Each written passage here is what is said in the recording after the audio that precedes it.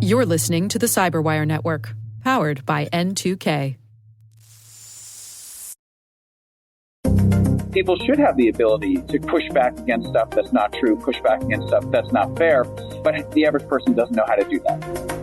Hello, everyone, and welcome to the CyberWire's Hacking Humans podcast, where each week we look behind the social engineering scams, phishing schemes, and criminal exploits that are making headlines and taking a heavy toll on organizations around the world. I'm Dave Bittner from the CyberWire, and joining me is Joe Kerrigan from the Johns Hopkins University Information Security Institute. Hello, Joe. Hi, Dave. We've got some good stories to share this week, and later in the show, Carol Theriault returns. She's got an interview with Craig Silverman from BuzzFeed about organizations that do online reputation management. And we are back. Joe, I'm going to kick things off for us this week. Okay. My story comes from the Arizona Central news organization. Mm-hmm. They're part of USA Today. And it's from reporter Jeanette Hinkle. Hi, Jeanette. The story is titled, How 4 IT Technicians Saved an Arizona Hospital from Hacker Ransomware. Awesome. So it starts off with a gentleman named Mike Nelson. He's an IT guy working at a local hospital, Wickenburg Community Hospital. Small community, about 8,000 residents. Mm-hmm. And this is a nonprofit community hospital. He came in one morning to work, fired up his computer, and there in the middle of the screen was the word Ryuk. Ryuk. Ryuk, R-Y-U-K. I am familiar with this word from the reporting we do over on the CyberWire. Okay. And this is not a word you want to see on your computer. This is the name of a strain of ransomware. Okay. Sure enough, the hospital's computers had been hit with ransomware. Oh, my gosh. They suspect that they'd been hit through a phishing email. Probably. But they weren't sure. They still haven't been able to track it down. So they had a decision to make, what to do about this ransomware. First thing they did was they did a little research about what this ransomware was, how bad it was. And most of the asks when it comes to Ryuk were about $500,000 in Bitcoin. And they quickly decided that they didn't have that kind of money. Right. They probably don't have that kind of money laying around for any purpose, let alone paying a ransom. Right. Small community hospital. They just couldn't pay that kind of ransom. Right. So they started over. Gentleman said, we threw the computer in the trash and started over from a software perspective. We sat down and decided what is most important, what was absolutely needed, both short-term and long-term. And when I say short-term, I mean in the next hour. Right. And long-term is the next 12 hours. Okay. These are different time horizons than I would consider short-term and long-term. I suppose, yeah, well, I suppose when you're in a hospital situation. Yeah, exactly. When you're in a hospital situation, I guess those are your time horizons. Those don't seem unreasonable. He said that one of the lucky things was that none of the patient care systems were affected by the attack. That's very good. Yeah. So it was the administrative things, billing, stuff like that. So they were fortunate that they had backups on tape. Now, what does this mean, Joe? When you back stuff up on tape, what's going on here? Well, actually, it means that there's a magnetic tape, like the old cassette tapes that you and I used to listen to music on in our cars. Right. Used to watch movies on VHS tapes. It's the same kind of tape, except it's designed and there are devices that will write your computer data to this tape. It is a very slow way to get your data back in terms of like if you need access to something right away, it's not going to be available right away, but it is a very cost-effective and overall effective way of backing up your data. Right. And they said here that these tapes were actually stored in a safe on site. And so there's something good about that because their backups were physically separate from the entire network. Correct. They were not just encrypted with everything else. Right. And that's a thing that these ransomware folks do is quite often they will look for the backups. They'll search around on the network. If the backup systems or backup hard drives or whatever are connected to the same network, they'll search those out and look to encrypt those as well. Yeah. When you're doing failure planning, a lot of times you'll get vendors who say, why have a tape backup when you can just, for about the same amount of money, have an absolutely hot backup right here that's always on the network. And when your RAID array or whatever it is, your storage device goes down, you can just go right over to the backup and actually start accessing files. That could become your live file system. Just throw a switch. That's right. And it's a great solution to eliminate downtime, but it is not a good solution when you're against an adversary who is looking to destroy your data. Because it is always available and always online and always being backed up and it's live, it's essentially just another file system. It's really not a backup in terms of malicious activity like particularly ransomware. So I suppose Especially ideally you'd want to have both. Right. But of course, a situation like this, a community hospital, they have limited resources. Right. They had a grand total of 4 people working in IT Correct, at this yeah. hospital. So And that's the way a lot of these organizations run is they don't have a lot of money for IT. But I'll say they allocated their money properly rather than going with a hot backup. They actually want something that could be stored offline and even off-site. yeah, the story says that they got hit by the ransomware on a Friday, and the IT team worked around the clock all weekend long, and by Monday morning, most of the hospital was fully functioning again. Amazing. Yep. Well done. Yeah, hats off to them. I think they learned some lessons. They said they did upgrade their system so that they're still backing up to tape, but they have a faster tape backup system than they used to have. Okay. I guess that's probably an important upgrade to make. It's working. Your system worked. I'd like to know if they had tested their system in the past. It kind of sounds like they have. If they got a slow, older tape backup system to restore all the data in a weekend, it sounds like these guys have run through the drill before. Yeah, a lot of those old tape backup systems, I mean, they're built like tanks. Right, they are. They are designed. They are slow and steady and reliable, but just solid. Yeah. Solid. One of the other interesting things they mentioned in here was, in this article, was the possibility of putting honeypots in your network to attract the ransomware. Do you have thoughts on that? I think it's a great idea. A honeypot is basically just a computer that sits on the network that no one should ever access. And when somebody does access it, that should fire off an alarm. And it's called a honeypot because... You catch more flies with honey. Right. It lures them in. Because one of the things these attackers are going to do once they get inside your network is they're going to look to spread laterally and then escalate their privileges. I see. So in the process of spreading laterally, they run a chance of going into a honeypot. Even touching that honeypot in any way, shape, or form in terms of a network connection should set off some kind of alarm, even if they ping it. Because your normal network traffic should absolutely never be talking to a honeypot. There's no reason for it to do that. But an attacker is going to see it and go, hey, what's that? And they're going to look at it. And even if they just look at it, that should be enough to say, hey, something's going on. I see. All right. Well, again, hats off to the folks at Wickenburg Community Hospital. Sounds like they made the most of a bad situation. They had the right things in place. Yep. And they were able to recover in a timely manner. And so it's a good, happy ending in a difficult situation. Right. And thanks to Jeanette Hinkle from Arizona Central for the reporting she did there. Joe, that's my story this week. What do you have for us? Dave, recently we have seen a new thing in malicious activity. It is fake exploitation, spam, and phishing emails. We've started, when I say recently, I mean within the past year or so. Right. And Lawrence Abrams over at Bleeping Computer has an article. We'll put a link in the show notes. The bad news in this article is that these kind of emails seem to be increasing. And Symantec warns that they are stopping more and more of these messages, which would indicate an increase in more of them going out. And the article has a really nice chart based on the data from Symantec. And there's a very clear trend upwards. And there's a huge spike in February of this year. Which I suppose means they probably work. Right. They list a bunch of these different types of attacks. And first, of course, we hear about the sextortion attack, right? Which is where hackers have a video of you while you've been visiting adult websites. They installed malware that filmed you. Send us money. These scams were remarkably effective when they first came out. They raked in $50,000. In some cases, however, these sextortion emails were sending out malware. So they had a link. So maybe, I don't know, there's not an example in the article, but maybe it's like, hey, here's a video of you looking at the porn site, click on this link, and then Bob's your uncle, you've got malware on you. It's a malicious link, right? Right. The next one, of course, is the hitman has been hired to kill you. Oh, yeah. We've talked about this. Yep. The bomb threat extortion scam has a real impact because you can't sit idly by when you get a bomb threat. Right. And of course, panic ensues when that happens, and everybody has to evacuate the building. The police have to be called. And then, of course, it gets reported in the media. I don't know that anybody made payments to these. I hope nobody did.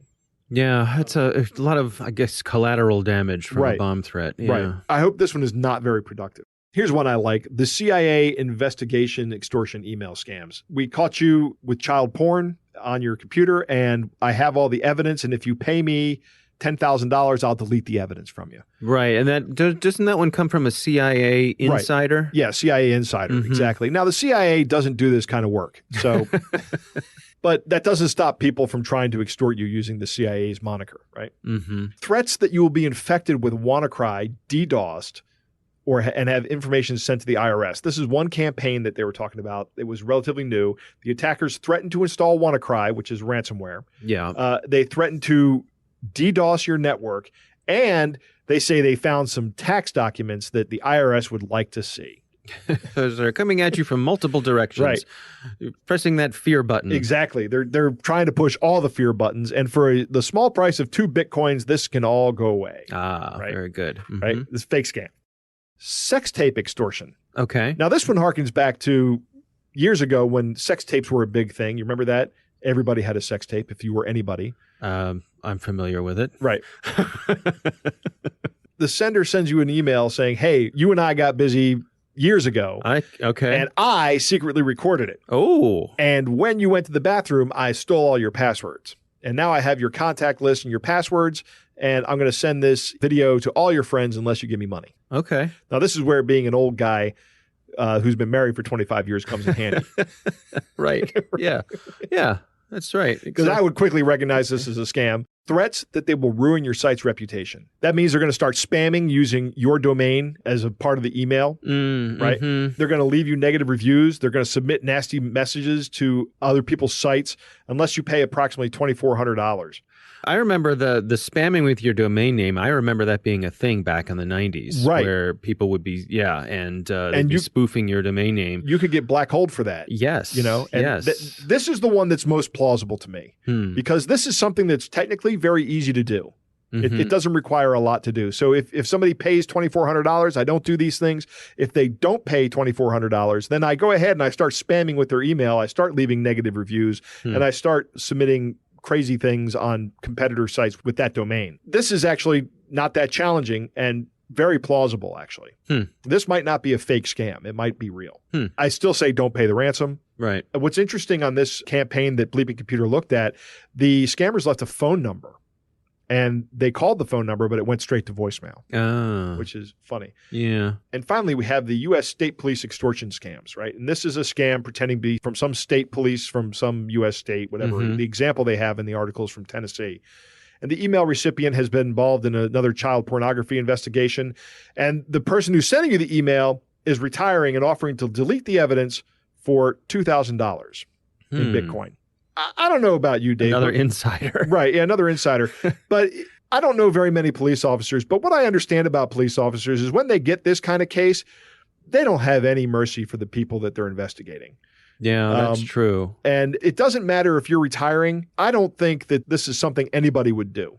It's very unlikely that somebody's going to, for $2,000, cover this up. Yeah. This is absolutely a scam. Well, and I suppose it's more the fear of the accusation. Right, the fear of the accusation, because it's a very serious accusation. Right. Even the accusation can ruin your life. Right, exactly. Right? Most people, I would hazard to say that the overwhelming number of people who would receive this scam notification have had nothing to do with child pornography in their life. But so that's not the thing that scares them. Right. It's not that, I actually did this. It's that I'm going to be accused of doing this. Right. That's another terrible scam that can have real impact. But, if you get this scam email, just relax. Any of these scam emails, just relax, slow down. That's what we always say. And remember, generally speaking, law enforcement will never contact you when they're coming to arrest you. Right. They will not do that. Not give you a heads up. Correct. No. All right. Well, it's an interesting list of stories, and we will have a link in the show notes. Joe, it is time to move on to our catch of the day. Our catch of the day comes from one of my CyberWire colleagues. His name is Bennett. He came in my office recently, and he handed me a letter that had been sent to his mother via the Postal Service. A couple interesting things. It was sent from Canada, Canadian postmark on it. And sadly, my colleague's mother actually passed away about 2 years ago. So these folks, I guess, have an outdated mailing list. Yeah. But this is a letter, and it goes like this. Private and confidential. Dear Miss Smith, I'm aware that this is certainly not a conventional way of approaching to establish a relationship of trust, but you will realize the need for my action. My name is Michael Burlington, an accounts manager with TD Canada Trust Bank. I retrieved your contact address in my search for the next of kin, or someone with the same last name to a deceased customer of our bank, Engineer James Smith, an engineer and co-owner of a private electrical company for 13 years. Unfortunately, this customer died intestate in a ghastly car crash, leaving his bank account with an open beneficiary status. All efforts made by our bank to locate his relatives have been unsuccessful, so I decided to write you, as I have monitored this account in the bank for 3 years now, and no one has come forth with any claim. Before his death, he had an investment deposit with my bank totaling the sum of $47 million. Wow! Bank law states that after 3 years of dormancy with no activity on an investment account and no claim by any family or heir, the money gets confiscated or reverted to the government treasury as unclaimed. I would like to present you to our bank as his next of kin to claim the money. This transaction is 100% risk-free, and I assure you that this transaction would be handled under due inheritance claim procedures, and every necessary legitimate arrangement will be put in place to make you the sole beneficiary of the funds. Please take note that this transaction requires all confidentiality at this stage, and I believe that you are ready to keep this absolutely discreet until after the successful transfer of the funds to your bank account. Shh, don't tell anyone. Also, I have worked out all modalities to complete the transaction successfully. After we transfer all of the funds to you, we shall share the funds in a ratio of 50% for me, 50% for you. Whoa. Reply via my private email address for further clarification, or you can leave a private number where I can reach you. If you send a fax, please include your first and last name and, most importantly, your email address. If your response is positive, stating you are interested to work with me, I will provide you with my private cell phone number so that we could have a confidential conversation. Please also be kind to get back to me if you are not interested.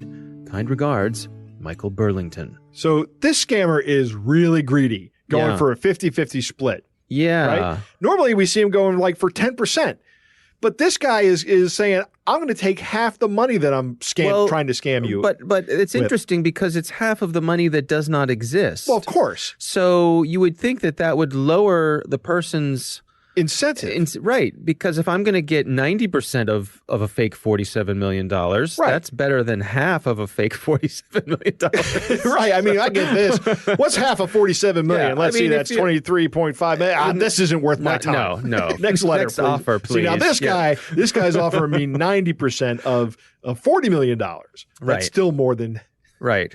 Good day, sir. Right. Yeah. All right. Well, pretty standard stuff here, but it's interesting to me. This is an actual letter sent out through the Postal Service from Canada. I don't know what's going on with that. Does that make them, it seems, I don't know, that makes it an international crime, right? Yes, it does. So I don't know. But at any rate, thanks to our colleague Bennett here for sending that in. That is our catch of the day. Coming up next, Carol Theriault joins us. She's interviewing Craig Silverman from BuzzFeed. She's going to be speaking to him about organizations that do online reputation management. And we are back. Joe, it's always great to have Carol Theriault back on the show. And this week, she is speaking with Craig Silverman. He's from BuzzFeed. And they are talking about organizations that do online reputation management. Here's the story. So reputations, they are super important, always have been and always will be. And there's always been fraudsters and sharks out there who try to fool the rest of us. Craig Silverman, a media editor for BuzzFeed News, did a bit of digging on reputation management firms, and what he found out might surprise you, and not necessarily in a good way. Craig, really appreciate you making the time at short notice to come on the show. Hey, happy to be here. Perhaps we should start with setting the scene, so to speak. Tell me about Adrian Rubin, the real Adrian Rubin. Yes. So the real Adrian Rubin is a man in his 60s from the Philadelphia area who is currently in prison. And he was someone who ran payday loan scams and was actually involved with some of those kind of most famous evil actor payday loan scammers out there. And he ended up turning on them, becoming a government witness. He also, with his two sons, ran a business that was selling worthless credit cards to low-income people. So he basically ended up getting about 3 years in prison after cooperating with the government a little bit. And so him and his two sons are all currently in different federal prisons right now, incarcerated and not out there and, apparently, not spending much time on the internet because, of course, they're incarcerated. Right. If I Googled him, I should be able to find all this out. You should be able to. And in some cases, you may find the press release from the attorney's office announcing his sentencing, announcing his plea deal. But what you're also going to find are a bunch of other results for Adrian Rubin and not this guy. You might find an Adrian Rubin who claims to be an entrepreneur. You may find other Adrian Rubins with different personas who have their own website, who've done interviews on other websites, who are even in some cases placing sponsored content on reputable publications, interviews with them.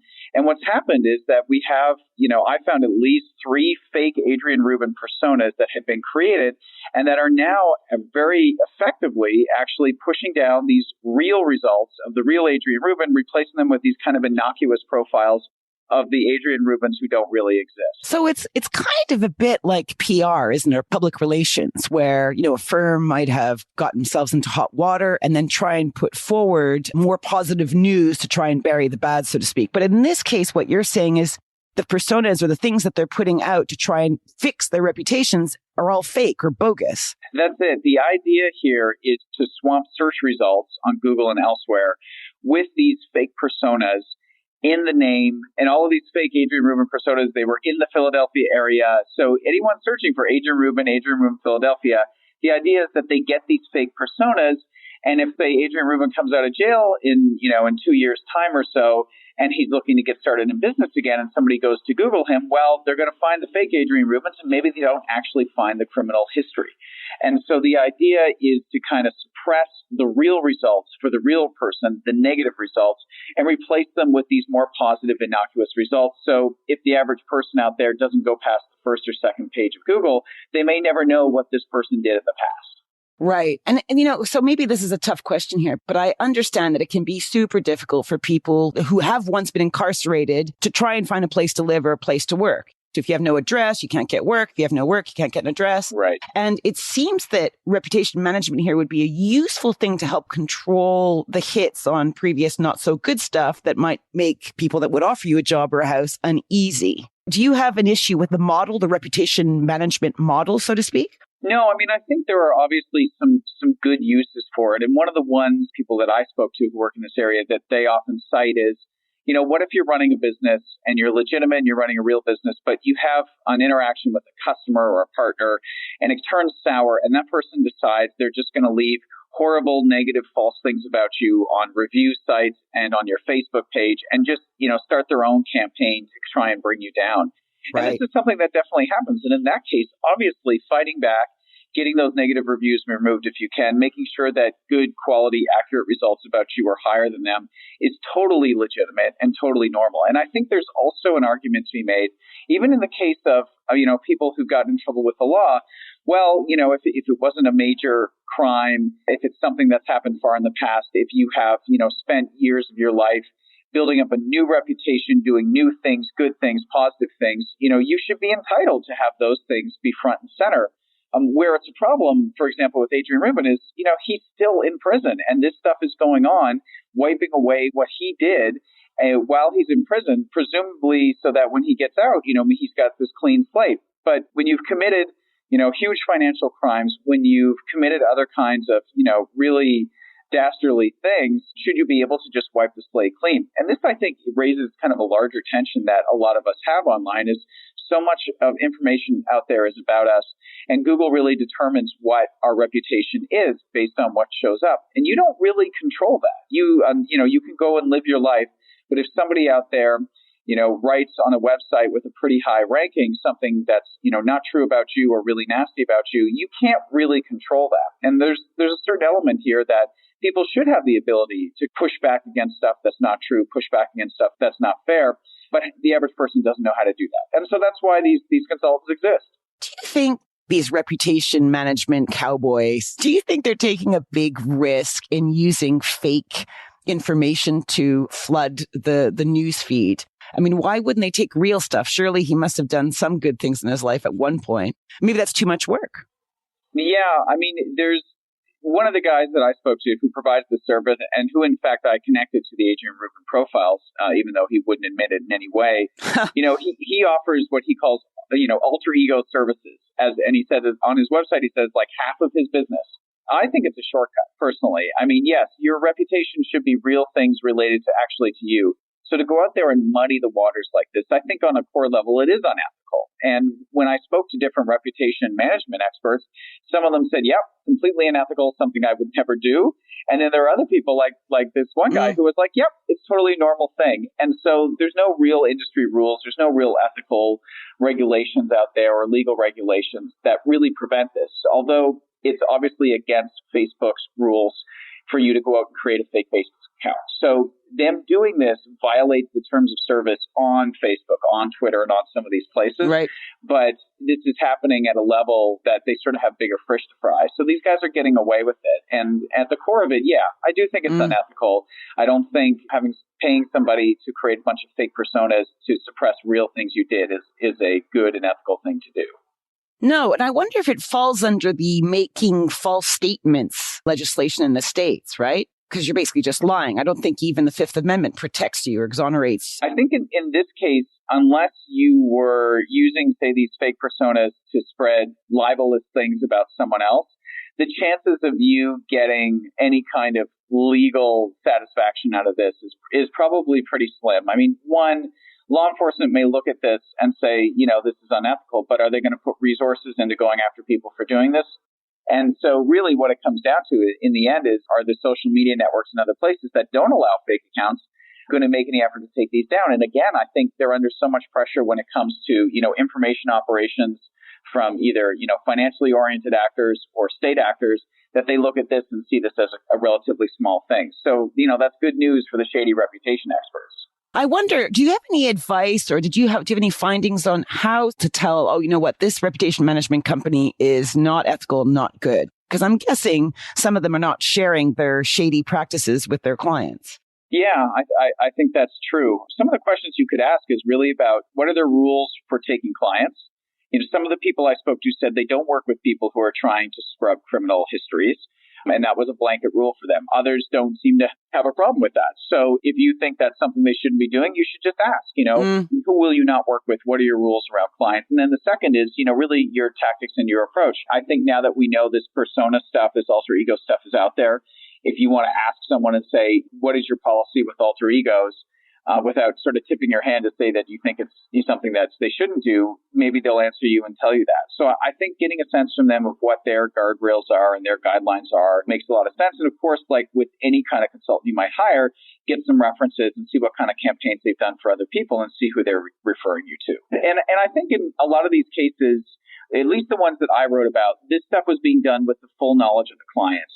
And the client had sort of signed off on it. And that was sort of their argument to me is like, hey, this is something the client knows about, that they've approved and they're okay with.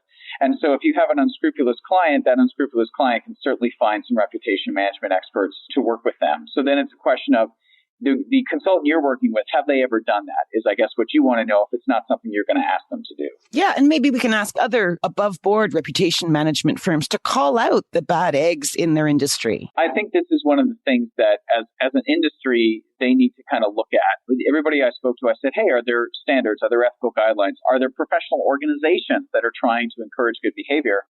And the answer to all of those things was no. And so if you are a reputational practitioner, what can you do to help improve, ironically, the reputation of your reputation industry so that these bad players aren't the ones out there looking and people can't tell the difference between the good from the bad. So I think there's an argument for these consultants themselves to really step up and do something to help consumers and the average person figure out who's good and who's bad. Yeah, I think that's excellent advice. Until they start doing that, I feel I have to tell all our listeners, keep your wits about you. You never know. You don't want to be duped by these kind of people. And you don't want to be duped as someone who's looking on Google to try and find information about somebody and be duped by the fake profiles that might be up there.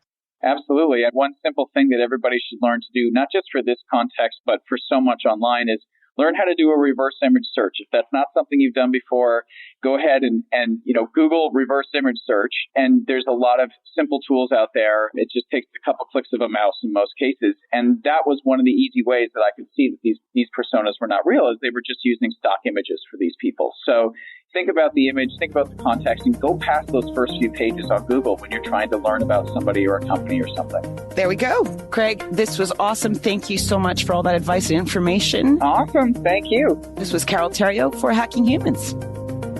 All right, Joe, what do you make of all this? That's interesting. I will tell you this. While we were listening to that interview, I went ahead and Googled Adrian Rubin, and the real Adrian Rubin that Craig Silverman's talking about here shows up as like the first 2 or 3 pages of Google results. Google has his number. Yeah, so it sounds like after this story broke that Google investigated this or did something. I don't know. Maybe just the fact of the story breaking has pushed these other stories to the top. I don't know how this works. Nobody really knows how that works. That's part of the problem. One of the links on the first page is a link to one of Craig Silverman's tweets about Adrian Rubin, and it's talking about a Dr. Adrian Rubin, who is a female climatologist, obviously to throw you off the track of the real Adrian Rubin that you might be interested in. But this person doesn't exist. It's a picture from Shutterstock. It's very interesting. Here we are again in the situation where we're having technology that has far outpaced any regulation or any laws that we could possibly write. This is relegated to the field of ethics. And of course, there are differing opinions on what's ethical and what isn't.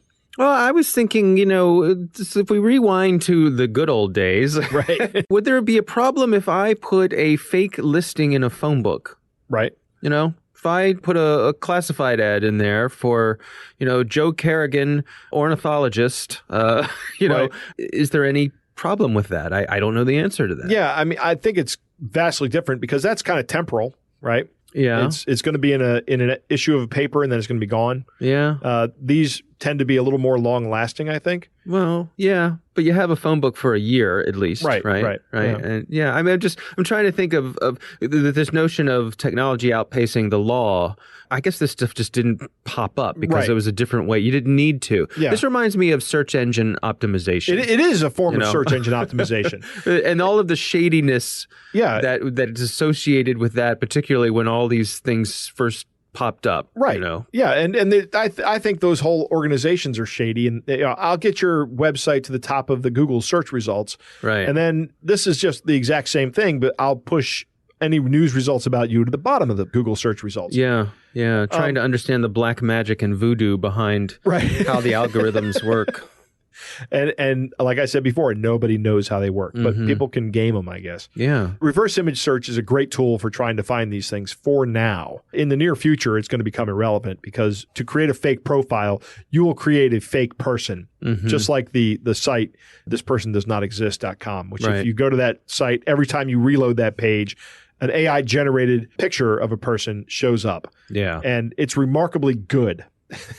Sometimes you get them they look a little weird, but it's by and large it's very good, and that's going to be the end of using reverse image search to find people. We want to thank the Johns Hopkins University Information Security Institute for their participation. You can learn more at isi.jhu.edu. The Hacking Humans podcast is proudly produced in Maryland at the startup studios of Data Tribe, where they're co-building the next generation of cybersecurity teams and technologies.